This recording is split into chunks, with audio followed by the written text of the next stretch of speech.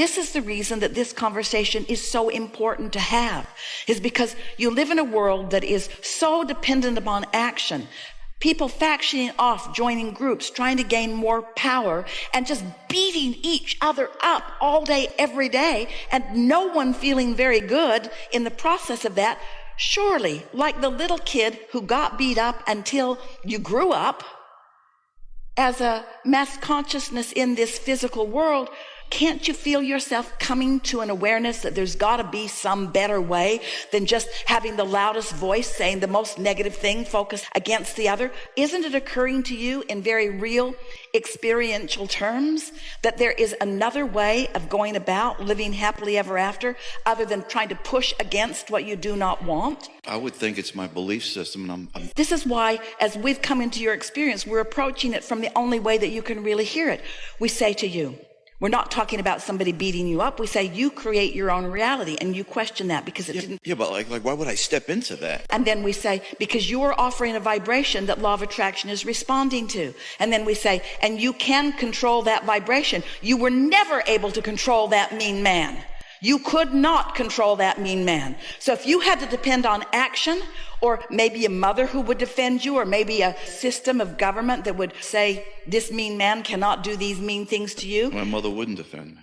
But what we're getting at is, when you're reliant upon the action in order to make it better, there's never enough action to compensate for that. And so in the meantime, something really wonderful happened to you. You were, without even knowing you were doing it, you were building a vortex. You were building a vibrational reality. You were becoming stronger with your inner being. You were becoming clearer with your inner being. You were becoming smarter. You were becoming more aware that you create your own reality. You were putting things into your vortex that all these years later, when nobody's beating you up, you could become a vibrational match to if you would let yourself just go there a little bit. I want that You big bounce. cannot keep fighting the battles of what happened. One of the things about your inner being that is really worth knowing is that your inner being never looks back. Your inner being never regurgitates one of those beatings. Your inner being never looks back at that. And so when you do, right away, you affect a separation between yourself and your inner being. This is the best conversation we've ever had in order to help you to understand that action has never been the way to make things happen, and yet most people are relying almost completely upon the action part of it. Well, it's time for you to stop worrying about the action part of it. It's time for you to get hold of the leverage that creates worlds and utilize it to your advantage. It's time for you to offer a vibration that never brings belligerent people into your experience. Because you start fighting against belligerent people, you'll start attracting belligerent people. Because there is no law of exclusion. When you see something that you want and you say yes to it, you invite it into your experience. When you see a bully or something that you don't want and you shout no at it, you invite it into your experience. So there's a war against drugs and a war against murder and a war against crime and a war against all of those things. And all of them getting bigger because attention to them makes them bigger, you see. So then you all have to decide. And by telling your story of when you were little, it makes it harder for you or anyone to hear, because it's hard to imagine being a little kid and experiencing the wrath of some disconnected person and knowing what to do about it. We know that. But you survived it like your inner being knew you would.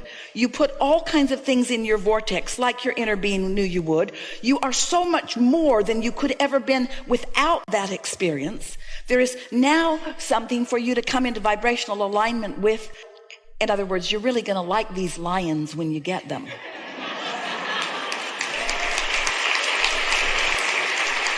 You're really, really going to like these lions when you get them. Because you've spent so much time creating all of this. And when you come into vibrational alignment with that, are there mean people in the world? Yes, there are. Are there belligerent people in the world? Yes, there are. Are there bullies in the world? Yes, there are. Would you like to protect all of the victims from these bullies? Yes, of course you would. But you can't protect anyone from a bully that you've got your sights on. Because when you focus upon the bully, you disconnect from your power. You disconnect from any clarity. You disconnect from any timing. You disconnect from any resources that would assist you, you see. And when the bully sees you being able to do that, they try harder to get your attention again. Well, that's because when you think about a bully or anyone who is living and working in an action-oriented world, that's all they know. Bigger and louder and meaner is winning. But your inner being knows that alignment and love and source is winning. Your inner being knows that the energy that creates worlds. You know why? Those are the things that win, because when you croak, and you will, you won't take any of that with you. You won't take any of your bullying talent with you. You won't take any of your meanness with you.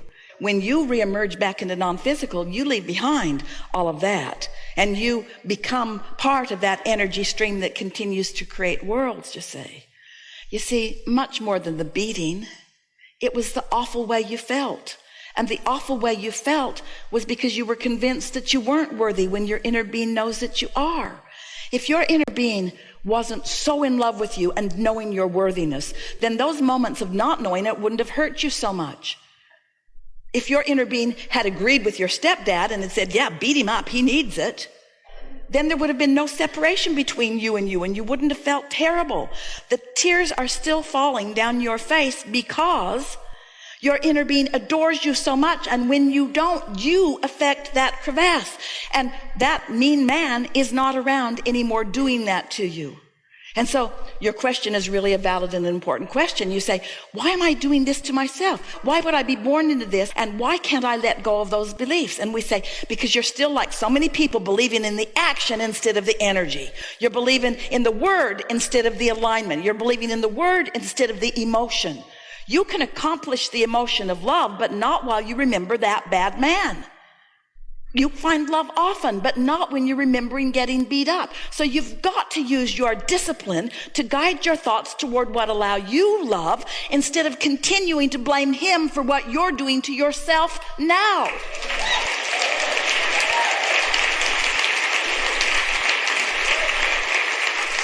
He beat you up. Yes, he did. And no one thinks that was a good idea. But why would you have chosen something like that? Why would you choose that? Because you knew that in having that experience, that you would put into your vortex a legacy, a life experience, that once you came into vibrational sync with it, you would feel the wholeness of who you are. You knew that independence was the only way that you would ever know your true value.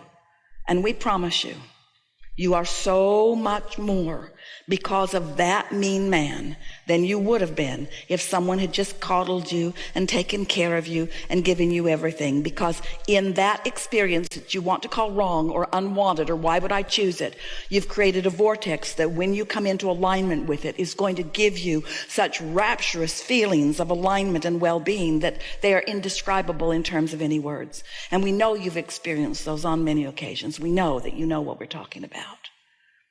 So when you're running around in this world and you see people being mistreated and you want to jump in and stop the mistreatment, we don't blame you. We think it's a good idea. We don't want anybody to beat up on anybody either. But there is far more detriment happening to far more people because of words that are spoken and thoughts that are being projected. There are not that many people being beat up physically in relationship with the numbers of you who are beating yourselves up by not going with the flow of who you really are. And that's really what the bottom line is. That's really what you have to understand. Nobody's doing anything to you, and that's the most important conversation that we could ever have with you, because there was a time when it really looked like somebody was doing something to you. It really looked like they had the upper hand. And so it's really easy to go through life still saying, well, they've got the upper hand. They've got the upper hand. If it's not this mean man beating me up, then it's the government not taking more of my money than they should. Or it's my employer who won't pay me what I'm worth. Or it's the person I live with, and on and on and on and on and on. There's always some reason that things aren't better for me, because you have the habit, a lot of people do, of putting it outside of yourself. But when you accept, oh, wait a minute. I can choose to remember that and get myself all bound out as if I was 10 years old again. Or I can choose a thought about something else and feel different. Let's see, I get to choose. So that's really the question that this day is bringing forth in a more powerful way than ever before. How can I stop facing a reality that is so in my face? How can I not use my eyes and ears and nose and fingertips and tongue? How can I not translate the physical reality when it's so in my face? And we say, you have to make the emotional reality more important to you for now. You have to care more about how you feel than anything else. Because we promise you, that man was mean, but you kill yourself when you don't love him. When you allow yourself to continue hatred towards somebody that maybe deserves it as much as anybody that we've ever talked about, you can't hate him without hurting yourself, because your inner being won't hate him. I don't really feel hate towards him. If I have any anger, it's really towards my mom. Doesn't matter. Your inner being will not have hatred towards or anger towards your mom, because your inner being understands that she was where she was. In other words, she was doing the best that she could do then too, you see. But, oh, really? To carry something so long ago forward into the now? In other words, this conversation is more about appealing to your logic. The other day, Esther was feeling a little jealousy at her beautiful granddaughter, who is so in love with life and has so many years ahead of her. And Esther was looking at her thinking, oh, I wish that I knew everything I know now, and I could just be back in your body right now, knowing what I know and having all of that out there ahead of me. And for just a little bit, Esther had how many years left in this physical body shortest consciousness? For just a little bit. And we said to her, once she went to sleep and woke up and meditated and got feeling happy again, we said to her, you know, Esther, you and Kate are exactly even in terms of your relationship with now, because all Kate has is now and all you have is now. And in the now, all you have is your relationship with your inner being or not. In other words, Kate has the potential of being miserable in her now. You have the potential of being miserable in your now. You have the potential of being joyful in your now. Kate has the potential of being joyful in her now. That's all there is. It's your relationship with your inner being. It's your vibrational relationship with who you are. That's all you have right here and now, you see. And so as you start thinking thoughts like that, you have the ability to come into such harmony with who you are right now. And who you are right now is so much more than you would ever be if it had not been for that relationship with that man. And that's why you chose it. You chose that for then because you knew you were choosing this for now.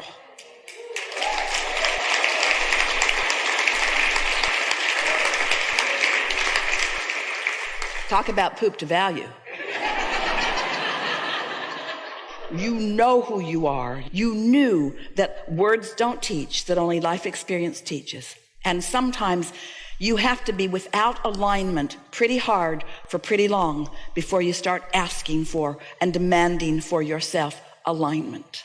And once you reach that place where nothing else will do, where everything else is irrelevant, where actions don't matter anymore, where nothing matters anymore, where the only thing that matters is your relationship with who you are, once you are there, then you're home free.